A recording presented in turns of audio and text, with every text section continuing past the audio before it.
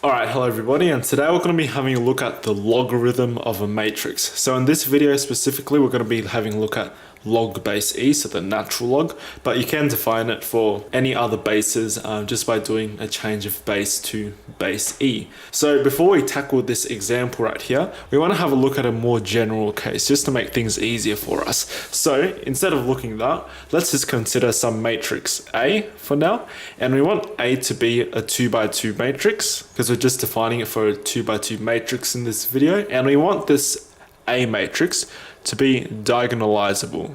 Alright, and if A is a diagonalizable matrix, that means we can decompose A into the form A equals PDP inverse, where our P's here are just our change of bases matrices, and our D here is our diagonal matrix.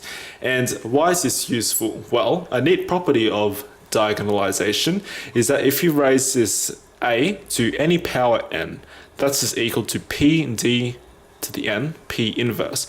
Because if you imagine multiplying this thing right here over and over and over n times, you're going to get consecutive P inverse and P pairs, and those will just cancel out. And so what you're left with is a whole bunch of D's, but n times multiplied together. So you get D to the nth power like so. Okay, and how is this useful? Well, since we know how to define powers of matrices, maybe it's a good idea to use power series to represent our natural log.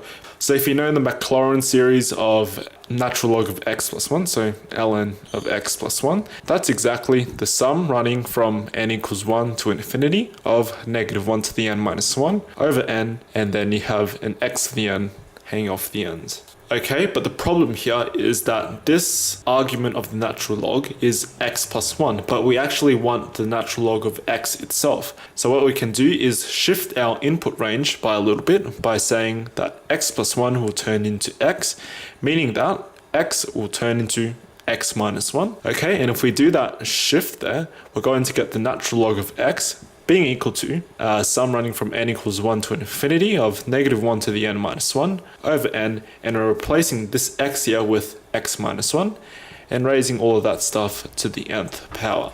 Alright, and if we're plugging in x's here and we get some kind of expression out the ends, that means if we plug A, our matrix, into this natural log, we're going to get the same thing, but we're replacing x's with a's. And here we run into a bit of a problem, because you see, we know how to define a to the n, but we don't know how to define a minus 1 to the nth power. Ideally, we would like a raised to some power isolated.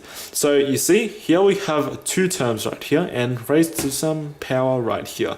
So maybe it's a good idea to turn this into the sum definition of the binomial expansion. So just to save time, so I don't have to write all of that down, if we just take a look at this part right here. This is the same as the sum running from, let's use a new index, let's call it k from 0 to this power right here, which is n of entries k. And then now our first term right here is an a. So we have a to the n minus k. Then our second term here is a negative 1, and we're raising that to the kth power. Alright, I'm going to bring everything over here because we're kind of running out of space. So if we look over here, we have a to some power, and that's good because we know how to express a to some power n here. So if we rewrite this sum, we're going to get the sum from k equals 0 to n of entries k, and then a here. Okay, a to the n minus k is nothing but p d to the n minus k p inverse. And notice one thing here, if a is p d to the n minus k p inverse, notice that this p right here and this p inverse, they're just constants in terms of this sum because they're not dependent on k. So in fact, what we can do is pull these p's out to the front and the back. And remember, we're dealing with matrices here, so we can't swap the order of them. So strictly, we have to bring this p right here out to the front of our sum, and we have this p inverse, which we have to bring to the back. Okay, and what are we left with? We're going to have d to the n minus k right here, which takes care of this part, and then we need to have this negative 1 to the kth power right here. So we have negative 1 to the kth power. Alright, very good. So now we want to have a look at this d to the n minus k here.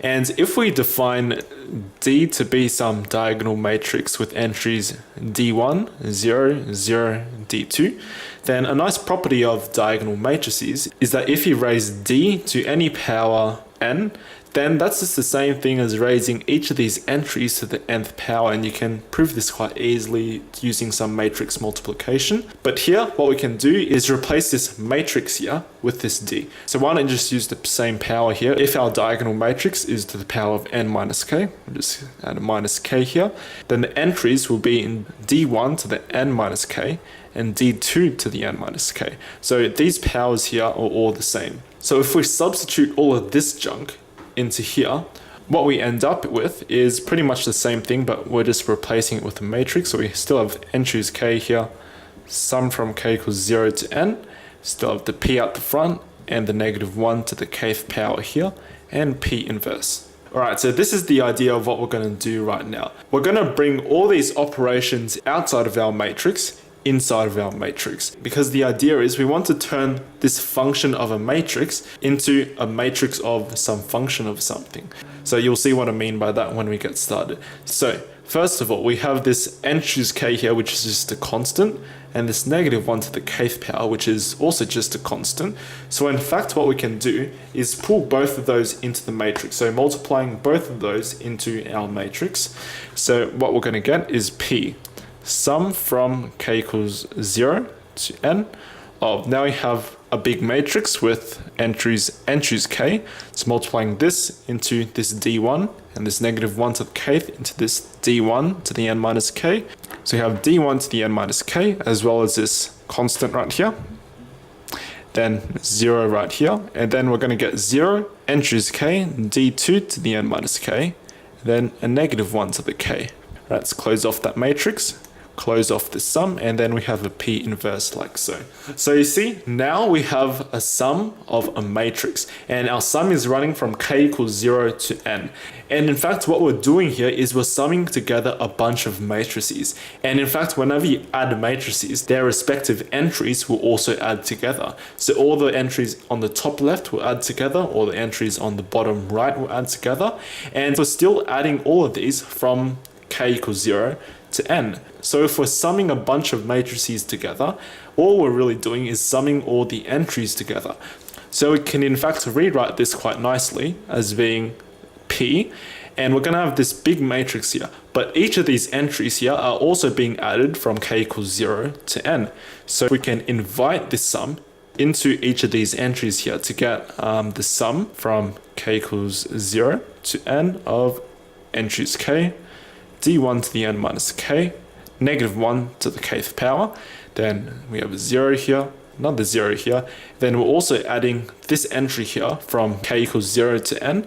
So we're going to have another sum running from k equals 0 to n choose k, d2 to the n minus k, d1 to the kth power. And we can close off that matrix there, close off this bracket, and then we have a p inverse right here. And if you take a close look at the entries of this matrix right here, that looks really familiar to our binomial theorem down here, because you still have a sum from k equals 0 to n, like this one. You still have an n choose k right here, and you have something raised to the n minus k, which in this case is d1. And we have a -1 to the kth here, which is still preserved here. So in fact, this expression here, as well as this expression, we can simplify it down into just this expression right here, but replacing a with d1 and d2. So we can rewrite this matrix as being d1, which is our first term, -1, our second term, raised to the nth power up here. Then we have a 0, 0, d2 minus 1 raised to the nth power, close that off, and then we have a p inverse like so. So in fact, this whole thing right here is equal to this part right here that we extracted out of our original sum at the very start. So if we plug this part into the sum right here, what we're going to get is that the natural log of a is equal to the sum.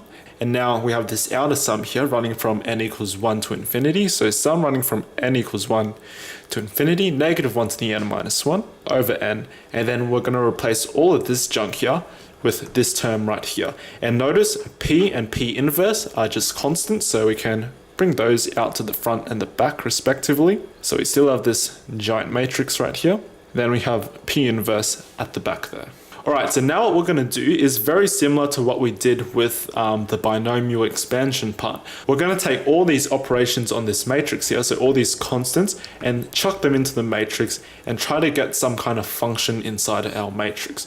So if we do that, we're going to bring this part right here into this matrix, and what we're going to get is P sum running from 1 to infinity of a big matrix, and then since we're multiplying this into here, we're going to get -1 to the n minus 1 over n d1 minus 1 over n 0, 0, and multiplying this into this entry right here, we're going to get -1 to the n minus 1 over 1 d2 minus 1 to the nth power, then a p inverse hanging out the end. Alright, and same deal as before. Since now we're summing a bunch of matrices together, I'll just put brackets around here, just to be clear that we're only summing matrices together. So all we're doing when we do that is we're summing the entries.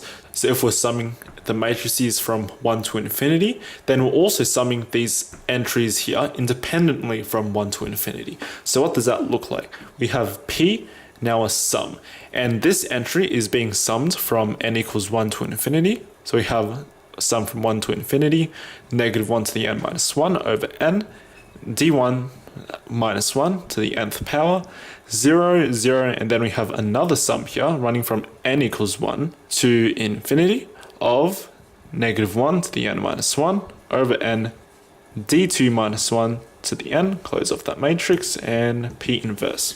And now here a really cool thing happens, just like before, because remember, before we said that the natural log of x when expressed in terms of a sum was the sum from n equals 1 to infinity of -1 to the n minus 1 over n times x minus 1 to the nth power.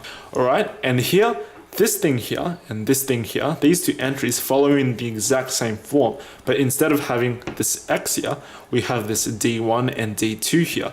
So in fact, we can replace this x here with d1 or d2, doesn't really matter. And you see, these two sums here become the natural log of d1 and the natural log of d2. So in the end, we found that the natural log of A is equal to P and our diagonal matrix here, but these entries here become natural log of d1 and d2. So we have P natural log of d1, 0, 0, then the natural log of d2. And then of course we still have this P inverse hanging off the end. Alright, and that's pretty much it for the first part of this video, because we've just shown that if A is a diagonalizable matrix, then the natural log of A can be expressed in this form right here, where you still have P and P inverse, but instead of just having D here, we're taking the natural log of its diagonal entries. Alright, so now I want to compute a quick example using this little formula that we just found. So we want to find the natural log of this matrix right here. So why not define this matrix as being some matrix A? So we want to diagonalize this thing. So I'm just going to rush through the process of it because it's not too important. So to find the eigenvalues, we want the determinant of lambda I minus A. So lambda I looks like that. And we're subtracting all the entries of our matrix A. So 4 goes there, -3, and then we have +1, negative is plus. So we want to find the determinant of that, and we want to solve where that equals to 0. Okay, and if you compute the determinant, you're going to get the characteristics polynomial, so lambda minus 6, lambda plus 1, and then minus BC, which is just plus 12, being equal to 0. And if you expand, you're going to get lambda squared minus 5 lambda minus 6 plus 12 being equal to 0. And minus 6 plus 12, that's just a positive 6. And you can factor this a bit to become lambda minus 3 and lambda minus 2 being equal to 0. So you have that lambda equals 3 or lambda equals to 2. Alright, and notice one thing here. Our eigenvalues, both of them are positive. And in fact, later we're going to be taking the natural log of 3 and 2. So since they're both positive, our natural log of A is defined, whereas if they were negative, or if one of them was negative or something, it wouldn't be defined because you would have natural log of a negative number. Alright, so we just found that two of our eigenvalues are 3 and 2. So now to find our eigenvectors, we want to find the null space of a specific matrix, which is this matrix right here. So we want to find the null space of this thing, because finding the null space means finding the vectors of this transformation that map it to 0, 0. So first of all, let's let lambda be equal to 3. So that means finding the null space of plugging 3 into here. You're going to get -3, 4, -3, 4. And you can just do some row reduction. So this becomes null space of subtracting the first row from the second row. So you're going to get -3, 4, 0, 0. And what does this look like in terms of a system of equations? Well, you're going to get -3, 4, 0, 0 times some vector xy being equal to the 0 vector. And if you expand it all out, you're going to get -3x here plus 4y, so -3x plus 4y being equal to 0, and you have 0 on the bottom here, so nothing too interesting happens there. So if you solve this, you're going to get 4y equals to 3x, so y is equal to 3 over 4x. Okay, and remember we wanted to find the vector xy that maps itself to 0, 0 under this transformation. So we have the vector xy here, but we found that y is 3/4 of an x. So we have 3/4 x here, and in fact we can factor these x's out here. So 1 on top here, x outside, and since x is arbitrary, it's a free variable in this case, we just get the span of this vector right here. So we have the span of 1/3, and since span isn't affected by scaling, it doesn't hurt to multiply this vector by 4 to get rid of the fraction. So we have 3 and 4 up here. So the vector 4, 3 is a vector that corresponds to our eigenvalue of 3. And to find the eigenvector corresponding to lambda equals 2, we just replace these lambdas here with 2 and do the exact same thing, finding the null space. We have the null space of 2 minus 6 is -4, -4, 3, and plugging 2 into here, we're going to get 3.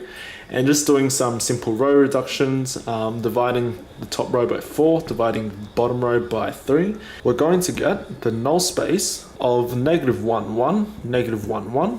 And since the bottom row is equal to the top row, we can subtract it. So we get -1, 1, 0, 0. And in terms of systems of equations, it's going to look something like this. So we're solving for the vector xy that holds for this condition right here.